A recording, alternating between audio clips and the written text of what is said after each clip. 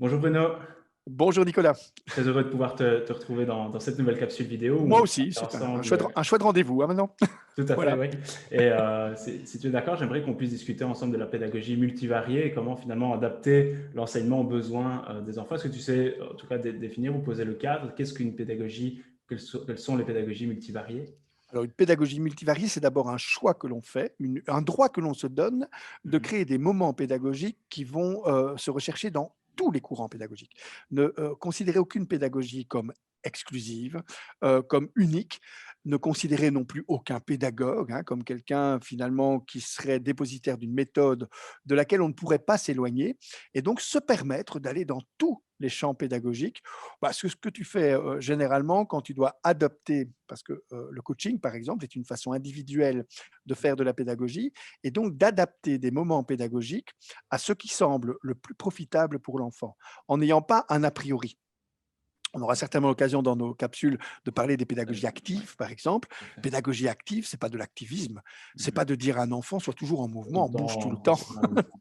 C'est, assieds-toi et puis sois actif dans ta tête, par exemple, hein. La pédagogie active se réalise aussi de manière cérébrale et on va aussi avoir des moments d'explication, des moments de monstration, des moments de démonstration et donc des moments de pédagogie traditionnelle enrichis par des moments de pédagogie active, eux-mêmes enrichis par des moments de pédagogie libertaire et éventuellement par des moments de pédagogie plus spirituelle comme la méditation dont on reparlera aussi certainement.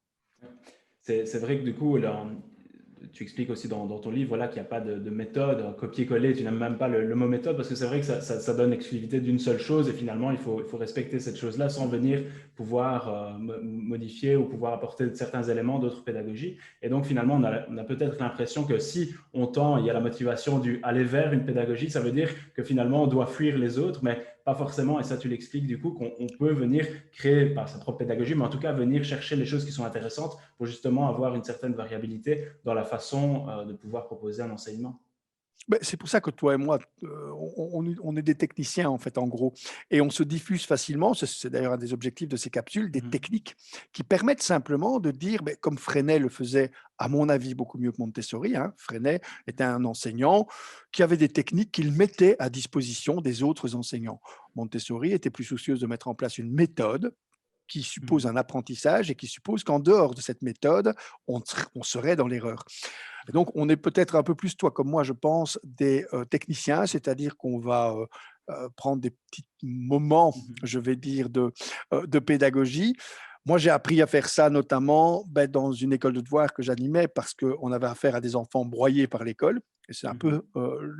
le cas des enfants ou des élèves que tu suis. Ouais. Bah, ils sont en difficulté. Ça veut dire que si on fait la même chose avec eux que ce qu'on faisait déjà à l'école, bah, on ira probablement dans le mur, hein. C'est pas Mhm. moi qui le dis, c'est Freud, hein. C'est en faisant les mêmes stratégies non opérantes auprès des gens Commercial qu'on et même devient fou résultat, et ouais, qu'on les tout à rend fait. fous, Ouais. eux aussi. Et donc, on va aller chercher d'autres techniques. Dans les écoles de devoirs, par exemple, on travaille des techniques pédagogiques multivariées parce que la technique, parfois trop unique, qui a été mise en place à l'école, bah, elle ne convient pas à cet enfant-là. Pas parce que l'enseignant est mauvais, pas parce que l'enseignement est mauvais, pas parce que l'élève est mauvais, mais parce Mhm. que bah, l'harmonie entre l'un et l'autre ne se réalise pas parfaitement.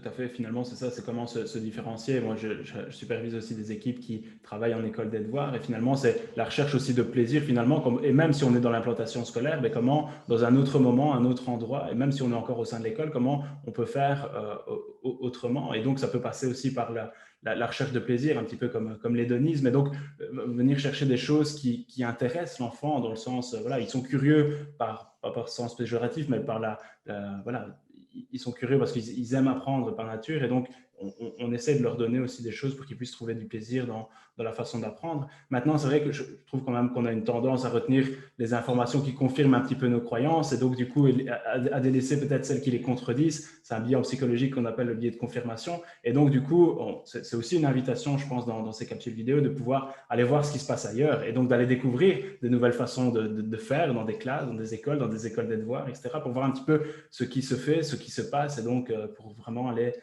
chercher des informations Mais aussi la ailleurs. pédagogie, elle ne sert qu'à ça. Quand je t'entends, par Mm. exemple, tu utilises deux mots terriblement importants. Le plaisir d'apprendre. Un élève qui réussit, c'est un enfant qui un élève qui préserve son plaisir d'apprendre. Mhm. Et tu as fait du De Crowley peut-être sans le savoir, en utilisant l'intérêt comme étant un moteur d'apprentissage. Ça, c'est ces Mhm. pédagogies qui sont privilégiées par De Crowley. Mais si on dit attention, on ne va faire que du De Crowley, c'est-à-dire qu'on va essayer de ne travailler qu'avec les centres d'intérêt, ben, on risquera d'être coincé aussi quand le programme scolaire impose d'aller vers autre chose que ce Tout qui à fait. stimule l'intérêt. Il faut utiliser l'intérêt de l'élève pour remettre en mouvement sa confiance dans l'acte d'apprendre et après l'orienter peut-être vers des objets qui ont moins d'intérêt. C'est le principe du solfège, hein, qui est un principe très compliqué en éducation. Un enfant qui demande à jouer à de la guitare, on lui dit tu vas toucher D'abord du ta guitare, mais solfège, plusieurs dans années. quelques temps, tu vas d'abord apprendre des notes, à Ouais. écrire, etc. Mhm. Évidemment, les pédagogies de l'intérêt diront il faut aussi en même C'est ça, temps qu'il dans le puisse même, moment. gratter sa guitare et avoir déjà des sons pour lui permettre d'avancer très très vite. Mhm. De Crowley est l'inventeur de la méthode globale en écriture pour que les élèves aient du plaisir à lire, même des textes qu'ils ne sont pas en mesure de déchiffrer dans un premier temps. Et c'est pour ça que maintenant, il n'y a plus personne qui dit méthode globale ou analytique, mais un mélange permanent des deux, de façon à ce que l'enfant ait très rapidement le plaisir d'apprendre, mais en même temps qu'il ait un moteur aussi pour apprendre aussi à segmenter, parce qu'on sait que la méthode globale a aussi ses limites. Tout à fait. Toi qui travailles beaucoup avec les enseignants et les écoles, c'est vrai comment en tant qu'enseignant, quand on travaille dans des classes, on peut travailler du coup sur l'ouverture et pas sur le renfermement. Et donc comment finalement on peut trouver des moyens d'échange peut-être pour finalement voir un petit peu ce qui se passe ailleurs, notamment via peut-être des tables rondes ou des échanges de bonnes pratiques, etc. Est-ce qu'il y a des espèces de synergies qui émergent ou qui Alors, voient le jour ce entre que tu les évoques écoles? là, c'est typiquement le problème des écoles qui sont construites Mhm. comme des archipels. Chacun est dans sa classe. Et parfois, on fait des trucs, et souvent même, on fait des trucs super. Il y Mhm. a un truc qu'on doit comprendre quand on donne de la formation, on fait de la formation aux enseignants, c'est qu'il ne faut surtout pas leur donner des leçons. Ils savent comment faire. Pour la Ouais, plupart d'entre eux, il c'est suffit ça. de les filmer, de leur demander de se filmer et puis de mettre des mots sur ce qu'ils font. Les pédagogues que nous sommes l'un et l'autre, on ne fait jamais que ça, hein, mettre des mots sur ce que font les autres. Puis de temps en temps, on a nos petites activités où on met en pratique aussi, mais il y a aussi Ouais, cette idée de rendre lisible, de rendre visible et de rendre accessible pour qu'il y ait des transferts de connaissances entre enseignants. Quand on voit parfois qu'un enseignant fait un truc super et puis son collègue dans la classe à côté n'est pas au courant.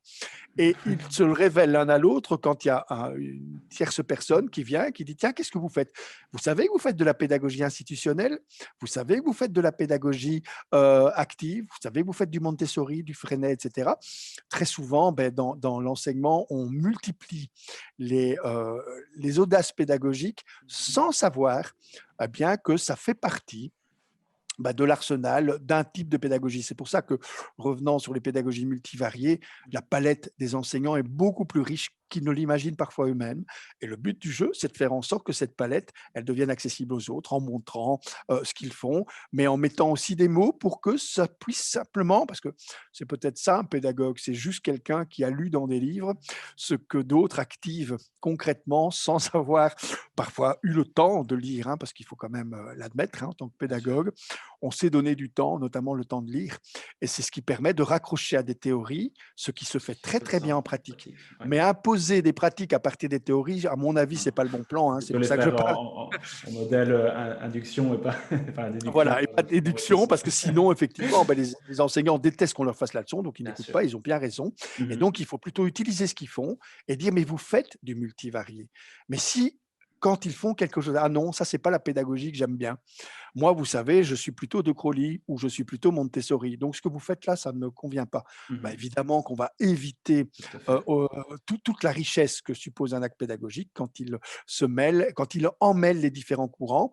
Mhm. Mais parfois, effectivement, on a besoin de savoir où on est et ce qu'on fait. Et donc, c'est ça qu'on peut servir, c'est mettre des mots pour qu'on puisse simplement ranger ce qui est fait en fonction d'une technique particulière. Mhm.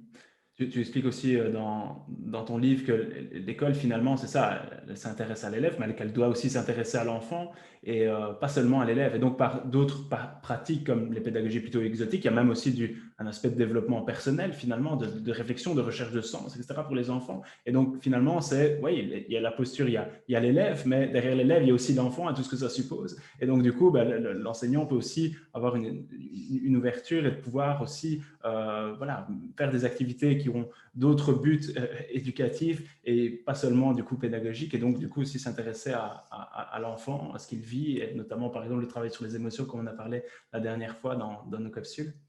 Oui, alors c'est le principe même je vais dire, de l'acte d'enseignement qui n'est plus lié à la simple instruction. Lorsqu'il était question que d'instruction, on pouvait se contenter de la pédagogie traditionnelle, ça posait pas de souci et l'école a longtemps été un espace d'instruction donnant l'éducation à la famille. Puis l'école est devenue un lieu d'éducation. À partir de ce moment-là, on est dans une activité beaucoup plus large qui suppose d'aller chercher dans les différents courants. L'enfant n'est pas un vase à remplir, c'est un feu allumé aussi. Et ça, c'est les pédagogies actives qui vont transformer ce vase à remplir en feu à allumer. Mais ça reste aussi effectivement une activité de remplissage, hein. Fournir des connaissances, pour moi, ce n'est pas une activité indigne dans l'enseignement. Donc l'un ne doit pas chasser l'autre. Un vase à remplir, un feu à allumer, aussi, quelqu'un qui est parfois aliéné par des façons de penser. On voit par exemple dans les théories de complot, les pédagogies libertaires qui vont permettre aux enfants de ne pas être aliénés à un système de pensée qu'ils s'imposent à eux-mêmes, comme dans des théories de complot ou des éléments qui empêchent de penser librement. Ça, c'est des pédagogies libertaires. Eh bien, et tu viens de le citer, les pédagogies spirituelles qui viennent d'ailleurs pour beaucoup d'entre elles de l'Asie, et donc qui ne se plaquent pas sans préparation. La méditation à l'école, par exemple, il faut savoir que c'est un courant spiritualiste qui vient chercher à d'autres sources. Ça ne se fait pas sans préparation, ça ne se fait pas partout, n'importe comment. Moi, j'ai en souvenir l'expérience très douloureuse d'un enseignant dans une école parisienne, mais une école, je vais dire, à discrimination positive, pour le dire gentiment, mais en fait, qui était une école qui était considérée comme une école poubelle. Il est arrivé en disant: «On va faire de la méditation». Tout ce qu'il a vu devant lui, c'est des élèves qui lui envoyaient des fucks parce que, la méditation, elle s'appuie sur la notion de mentor et donc sur l'adhésion à un mentorat qui va être donné par un autre que soi. On aura l'occasion d'en parler aussi peut-être dans une Tout à capsule, fait. Ouais. le jour où on parlera du judo. Là, Mhm. tu devras me réserver un petit temps de parole parce que sur le judo, je suis intarissable en tant que Chose à source dire. d'apprentissage. Ça permet notamment de montrer ce qu'est un mentor, ce qu'est un élève quand il salue son tatami, quand il salue son maître et quand il accepte l'idée que l'espace dans lequel il va recevoir l'apprentissage est un espace sacré. Pour les Asiatiques, les écoles sont des espaces sacrés. Et donc, ils ont effectivement plus facile de mettre en place la méditation parce que l'endroit est favorable à la mise en place de ce type de technique. Chez nous, on doit peut-être faire un peu d'adaptation, mais ça, on aura l'occasion d'en parler dans une autre capsule. Tout à fait. On pourrait peut-être terminer sur un principe qui est très très important à l'école, enfin, au niveau de la coéducation. Je pense le faire école est vraiment finalement comment on peut voilà, se partager la responsabilité d'enseignement, parce que finalement voilà, l'école, et tu l'as expliqué, voilà, n'a plus l'exclusivité du rôle d'enseigner, apporte aussi d'autres choses aux élèves, mais sans finalement voilà, retirer la responsabilité non plus et l'acte d'enseigner aussi aux familles, parce que les familles et les parents ont aussi plein de choses à apprendre. Et moi, j'adore Guy Oslos notamment qui parle de compétences des familles. Et donc, du coup, il y a la reconnaissance aussi, de mettre aussi les familles comme acteurs du monde de l'éducation. Ils font partie des personnes qui gravitent autour de l'enfant. Et finalement, comment trianguler un petit peu autour de tout ça, sachant que chacun a sa vie différente, a sa position différente, Alors, l'école, la maison. Et... tu donnes la réponse dans ta question, hein. Comment trianguler? Il faut d'abord trianguler. C'est-à-dire savoir que l'enseignant, il est en relation non pas avec un enfant, mais avec un élève, et il distribue des savoirs qui sont des savoirs explicites, des matières, etc. Et le parent, lui, il n'est pas en relation avec un élève, hein. Aucun parent, aucune maman n'accouche d'un élève, hein. L'élève le devient lorsqu'il rentre à l'école. Il est en relation avec un enfant et il va distribuer, lui, des savoirs implicites. C'est-à-dire qu'il ne va pas séquencer ses apprentissages en fonction d'un programme préétabli, mais il va utiliser des dessins animés, des tas de manières d'apprendre sans s'en rendre compte. Et ce double triangle va se rencontrer dans l'idée de coéduquer. C'est-à-dire qu'on est partenaire de l'enseignant dans cet acte d'éducation partagée. Mais on doit laisser tranquilles les enseignants, c'est-à-dire respecter leur identité dans ce qu'on appelle le co-enseignement. C'est l'enseignant qui enseigne et dans Bien la sûr. co-gestion de l'espace scolaire, d'où l'importance d'utiliser, mais on fera certainement aussi une capsule à Mhm. ce niveau-là, on a décidément beaucoup de capsules à tourner Oui, très sur intéressant. le harcèlement scolaire, parce que si on Tout à fait. ne donne pas des dispositifs qui rassurent le parent sur la façon dont l'école gère les situations de souffrance de l'enfant, on risque d'avoir des parents qui ne supporteront pas de déléguer la gestion de l'espace scolaire à l'école et à l'institution scolaire. C'est là qu'il y a des conflits, hein, c'est dans C'est le ça. co-enseignement, quand le C'est parent se quand chacun a transforme en sa place, mais enseignant. qu'on Voilà. on se marche sur les plates-bandes ou que quelqu'un veut prendre la place Voilà. de l'autre. Et Les donc, 3 dangers, c'est le faut- co-enseignement, ouais, la cogestion de l'espace scolaire et le troisième danger, celui-là, il vient de l'école, c'est quand l'école fait la police des familles, c'est-à-dire, dit à un enfant: «Mais tu parles comme un charretier, or, bah, tu parles comme papa et maman» ouais, et donc tout ici, à on fait. parle autrement. Ça, l'école Mhm. peut le dire, mais disqualifier des pratiques langagières des enfants, alors que ce sont leurs pratiques, familiales, d'usage du langage, ça, c'est très dangereux. C'est ce qu'on appelle la police des familles et donc ce sont les 3 dangers. Dans la coéducation et si on en reste là, généralement, ça se fait de façon harmonieuse et d'autant plus harmonieuse si on est dans des pédagogies multivariées qui permettent justement cette variation des pédagogies familiales et des pédagogies scolaires. Tout à fait. OK. Merci beaucoup en tout cas, Voilà, Bruno. À à tout bientôt pour une bientôt, prochaine. hein. Au revoir. À bientôt. Merci.